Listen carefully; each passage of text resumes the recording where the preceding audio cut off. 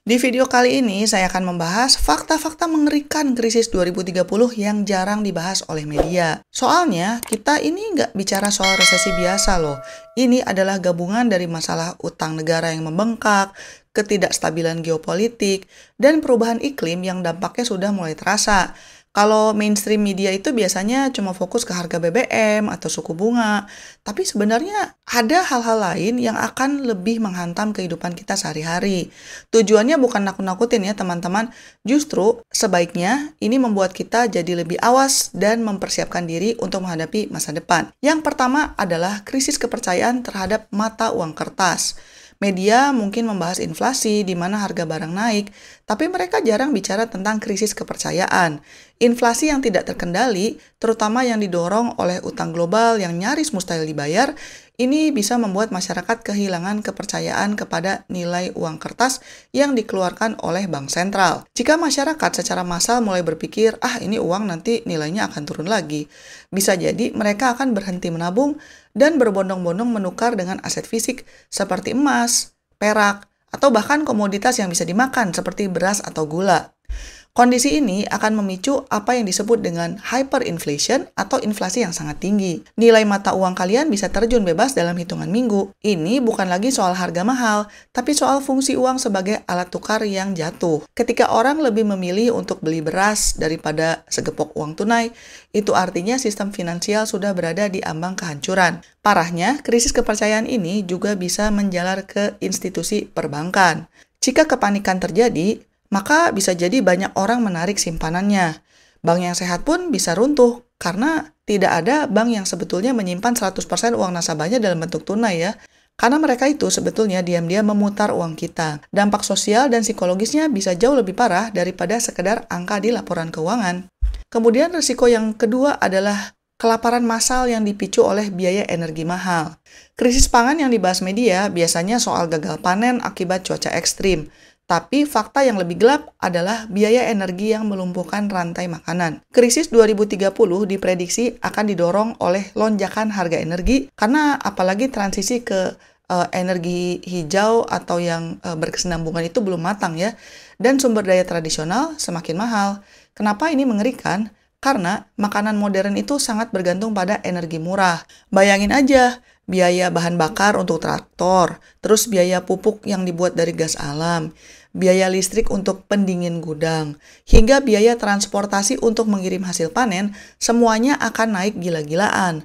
Akibatnya, bukan hanya makanan yang jadi mahal, tapi kualitasnya juga menurun. Ini disebut hidden hunger, di mana kalian mungkin punya makanan yang cukup untuk kenyang, tapi nutrisinya kurang. Kenapa? Ya karena produsen makanannya mencari cara termurah untuk memproduksi makanan. Makanan olahan murah, yang tinggi gula dan kalori tapi rendah gizi, akan membanjiri pasar. Dan sebenarnya ini sekarang juga sudah terjadi ya. Dampak jangka panjangnya adalah masalah kesehatan massal dan penurunan kualitas sumber daya manusia secara keseluruhan. Media jarang mengaitkan antara harga minyak bumi dengan gizi anak-anak di pedesaan, padahal di krisis 2030, kedua hal ini akan terhubung erat. Kita harus memikirkan ketahanan pangan lokal dan bukan hanya mengandalkan rantai pasokan global yang rapuh. Kemudian risiko yang ketiga adalah gejolak sosial dan politik akibat ketidaksetaraan digital. Media sering fokus pada persaingan teknologi antara negara-negara besar seperti Amerika dan Cina, tapi yang jarang dibahas adalah perpecahan sosial yang dipercepat oleh AI atau Artificial Intelligence dan otomasi di tingkat akar rumput. Pada tahun 2030-an, AI itu akan semakin gila ya, dengan pekerjaan-pekerjaan rutin bisa diambil oleh mereka, dan kecepatannya juga akan luar biasa.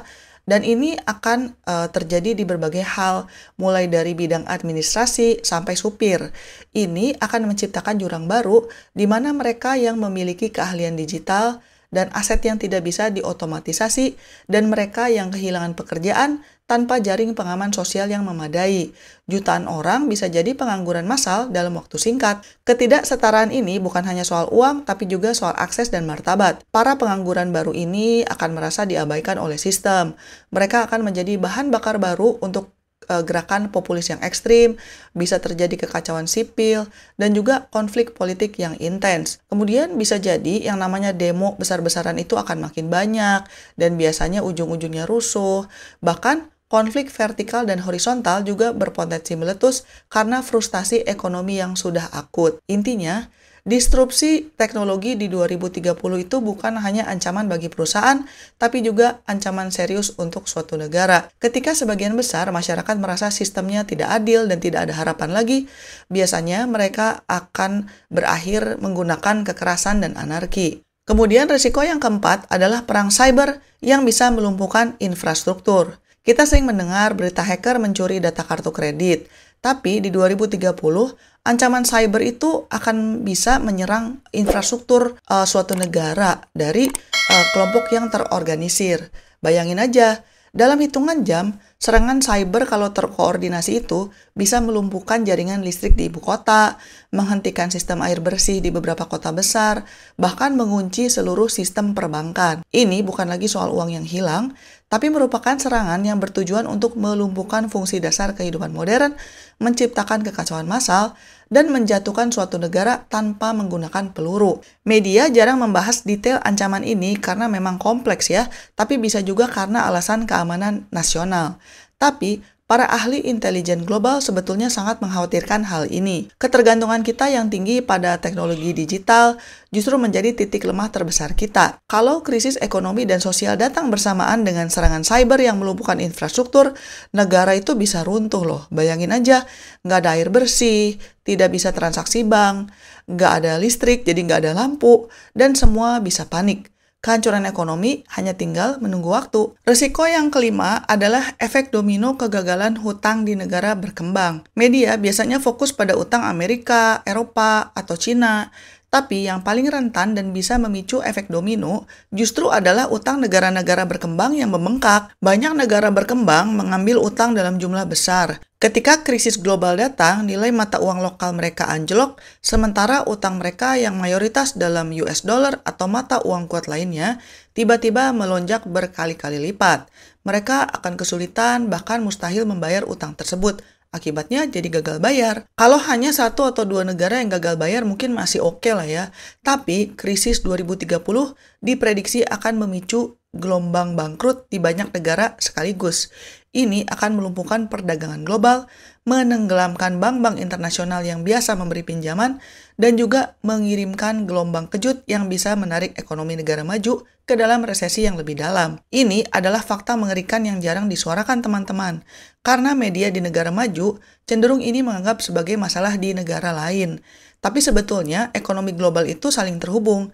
Kejatuhan ekonomi di satu negara bisa secara tidak langsung menarik negara lainnya untuk jatuh bersamaan. Kemudian risiko yang keenam adalah kelangkaan air dan konflik regional yang intens. Isu perubahan iklim sering dibingkai sebagai kenaikan permukaan laut atau badai. Tapi kelangkaan air bersih dan suburnya lahan adalah pemicu konflik yang paling nyata di 2030. Di banyak wilayah di dunia, termasuk di Asia dan juga Afrika, itu akan mengalami kekurangan air yang ekstrim karena perubahan pola curah hujan dan pencairan gletser yang menghilang. Karena air ini bukan hanya digunakan untuk kita minum, tapi juga soal pertanian, industri, dan juga energi. Ketika sumber daya air berkurang, maka negara-negara yang berbagi sungai dan sumber mata air akan saling berebut. Konflik yang dipicu oleh air dan pangan bisa jadi lebih intens daripada konflik ideologis. Bayangin aja, kalau ada satu negara menahan air sungai yang mengalir ke negara B gitu demi menjaga hasil panen mereka, tentunya negara B tidak akan tinggal diam. Ini berpotensi memicu perang air atau konflik regional bersenjata yang kemudian mengganggu kestabilan geopolitik global. Media jarang sekali menempatkan konflik air di halaman utama. Padahal para ahli sudah mengidentifikasi beberapa wilayah di dunia yang punya resiko krisis konflik air ini. Ini adalah fakta bahwa perubahan iklim bukan hanya masalah lingkungan, tapi juga masalah keamanan nasional. Dan resiko yang ketujuh adalah runtuhnya jaring pengaman sosial. Pemerintah sering menjanjikan program bantuan sosial dan juga dana pensiun. Tapi krisis 2030 itu bisa mengancam runtuhnya kemampuan negara untuk menopang jaring pengaman sosial. Dengan utang negara yang sangat besar, bahkan untuk negara maju, inflasi yang menggerus nilai uang dan populasi yang mulai menua, sehingga membutuhkan lebih banyak tunjangan pensiun dan kesehatan, maka kas negara akan terkuras habis. Pemerintah akan dihadapkan pada pilihan yang sulit, mau bayar utang, bayar militer, atau membiayai program kesehatan dan pensiun. Nah, Skenario-skenario ini jarang dibahas di media karena terlalu sensitif. Tapi ini bisa aja terjadi loh. Kalau menurut kalian gimana? Coba komen di bawah. Jangan lupa untuk like dan subscribe. Dan selamat mencari kebahagiaan. Bye-bye.